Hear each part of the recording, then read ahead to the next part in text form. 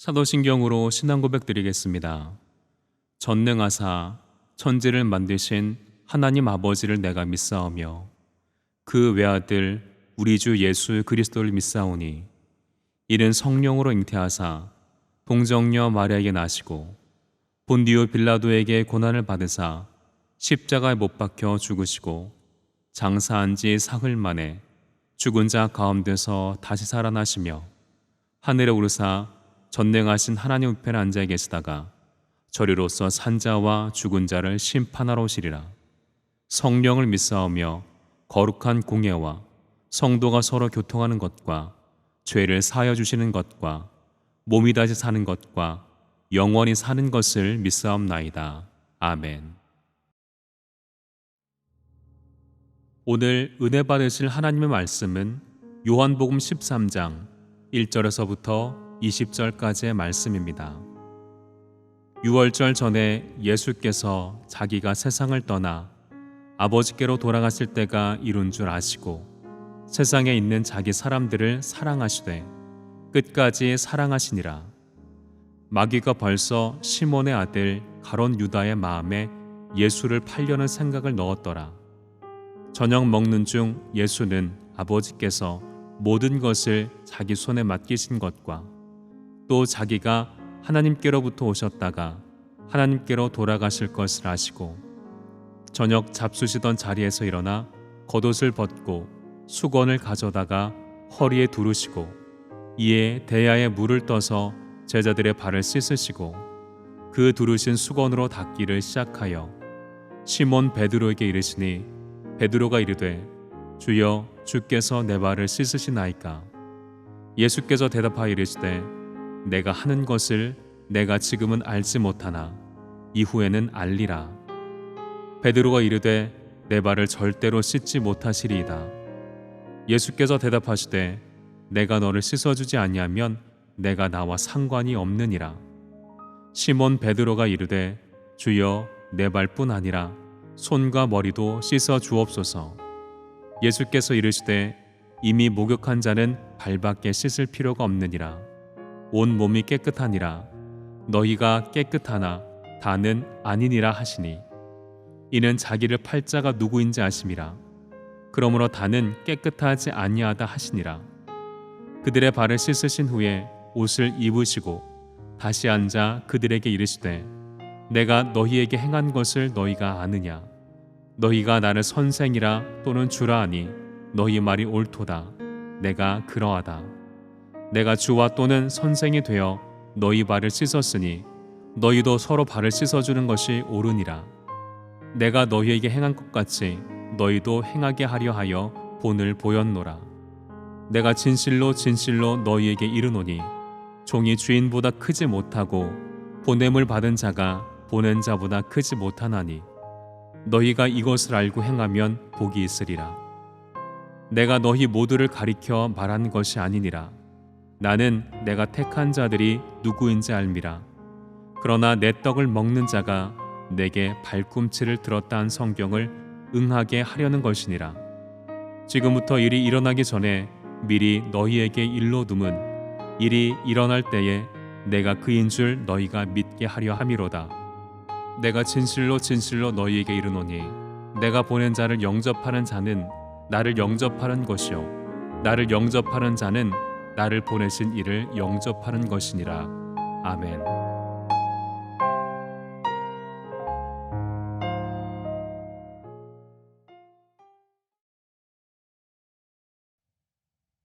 오늘은 최후의 만찬의 날이라는 제목으로 함께 은혜를 나누겠습니다.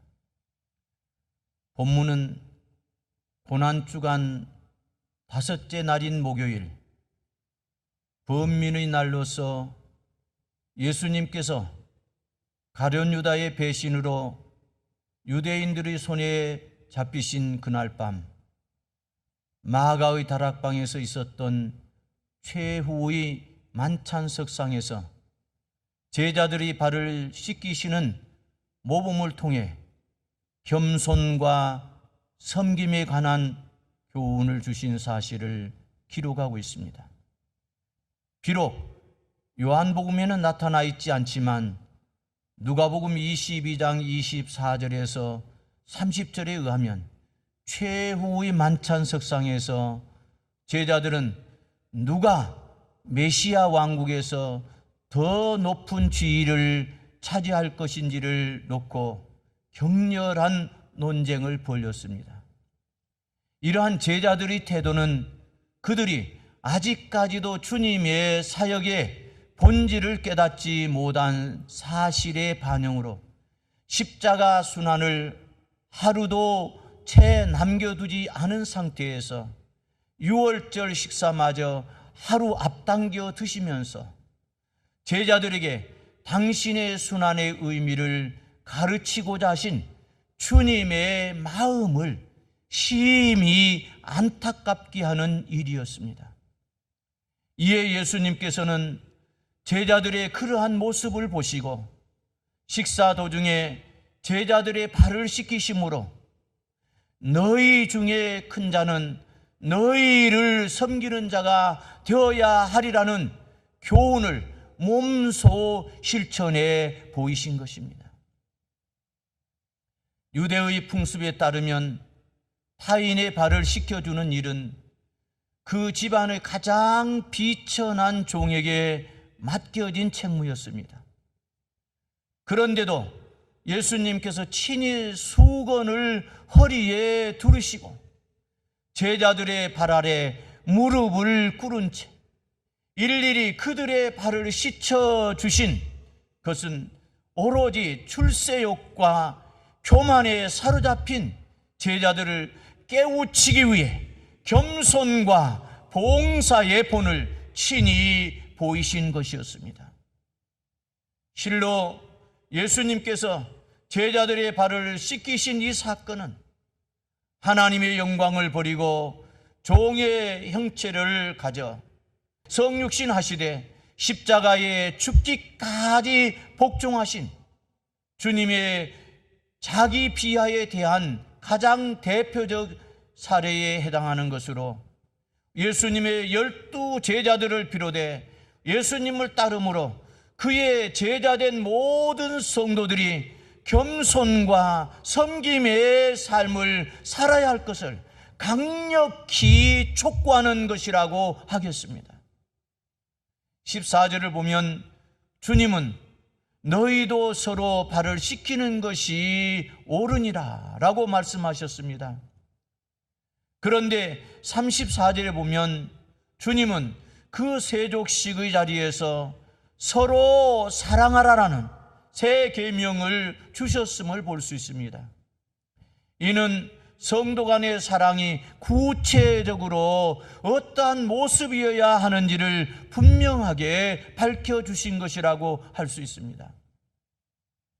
그런데 우리는 요한복음과 다른 공간복음서 사이에 현저한 구조적 차이가 있다는 점을 인식하면서 이 말씀을 볼 때 이러한 주님의 말씀과 계명에는 좀 더 중요한 의미가 담겨 있음을 알 수 있습니다. 여러분, 마태, 마가, 누가복음으로 이어지는 공간복음서를 보면 한결같이 주님께서 최후의 만찬을 거행하시며 성찬식을 영원한 규례로 세우셨음을 알 수 있습니다. 곧 떡을 주시며 이것은 너희를 위하여 주는 내 몸이라 너희가 이를 행하여 나를 기념하라고 말씀하셨고 또 잔을 주시며 바로 이 잔을 내 피로 세우는 새 언약이라고 말씀하신 것입니다. 그래서 신학자들은 이 말씀을 각각 떡의 말씀과 잔의 말씀이라고 부르며 성찬 예식의 근거 말씀으로 삼고 있습니다. 그런데 요한복음을 보면 성찬식의 기록 가운데에 이 말씀이 완전히 생략되어 있습니다. 그리고 대신 바로 이 세족식의 예식과 새 계명이 기록되어 있는 것입니다. 따라서 이를 종합해 보면 주님께서는 최후의 만찬석상에서 제자들에게 떡과 잔을 나누는 성찬 예식을 거행하라는 것과 서로의 발을 씻기는 행위로 대표되는 섬김의 명령을 하셨음을 알 수 있습니다. 그리고 우리는 이들 예식과 명령을 곰곰이 생각할 때 이들 사이에는 떼어놓을 수 없는 깊은 연관관계가 있음을 발견할 수가 있습니다. 곧 성찬식이 세례와 더불어 그리스도와 연합을 상징한다면 세족식은 십자가 피를 통한 죄 씻음과 동시에 이웃과 세상에 대한 섬김이라는 실천적 의미를 갖는다는 것입니다. 따라서 세례와 성찬이 그리스도와 연합의 외적 표현이라면 세족식과 섬김은 그러한 성례를 마친 성도의 구체적 삶의 내용인 것입니다. 그런데 오늘날 교회와 성도들의 모습을 보면 이러한 주님의 명령과 성례가 완전히 분리되어 있을 때가 많은 것을 종종 보게 됩니다. 그리하여 세례와 성찬식은 매우 엄숙하게 거행했으면서도 뒤이어 원수처럼 으르렁거리며 다투는 것입니다. 하지만 이러한 모습은 실로 그리스도의 성례전을 조각내는 행위일 뿐만 아니라 세례와 성찬을 껍데기로 만드는 중대한 범죄가 아닐 수 없습니다. 성도 여러분은 누군가가 먼저 여러분을 사랑해 주기를 기대하기 이전에 여러분이 먼저 타인을 사랑하는 자가 되어 보십시오. 또 세상이 부패했다고 푸념만 하고 있을 것이 아니라 먼저 여러분부터 세상적인 분위기를 천국의 분위기로 일신시키는 선도자가 되시기를 바랍니다. 결론을 맺겠습니다.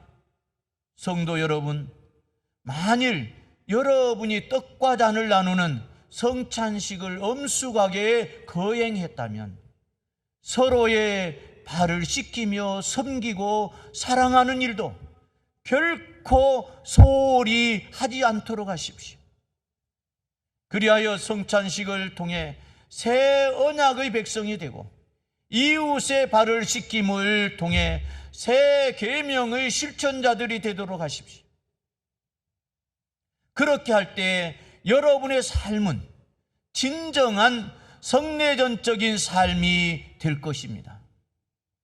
여러분을 통해 하나님이 크게 영광을 받으시고 복을 주시기를 축원합니다. 아멘.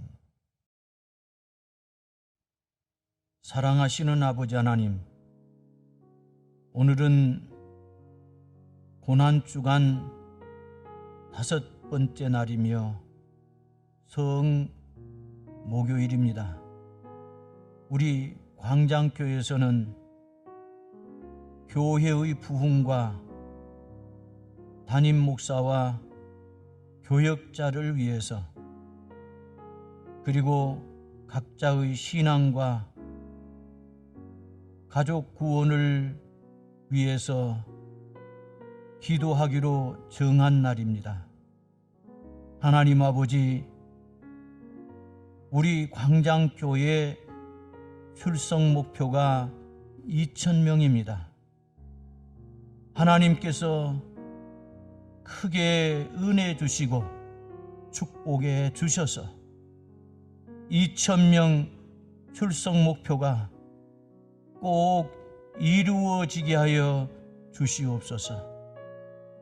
그리고 하나님 아버지, 저를 비롯해서 우리 교역자들과 전 성도들이 모두가 다 성령 충만하게 하시고 또 큰 믿음을 갖게 하여 주시옵소서.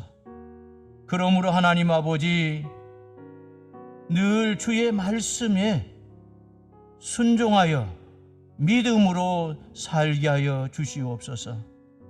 하나님, 우리 성도들의 가족 구원을 위해서 기도합니다. 믿지 않는 가족들에게 복음을 전할 수 있는 그러한 믿음을 주시고 은혜를 주시옵소서. 복음을 전할 때에 하나님께서 크신 능력을 더해 주셔서 믿지 않는 가족들이 다 예수 그리스도를 믿고 구원을 받아서 믿음의 가정을 이루게 도와주시옵소서.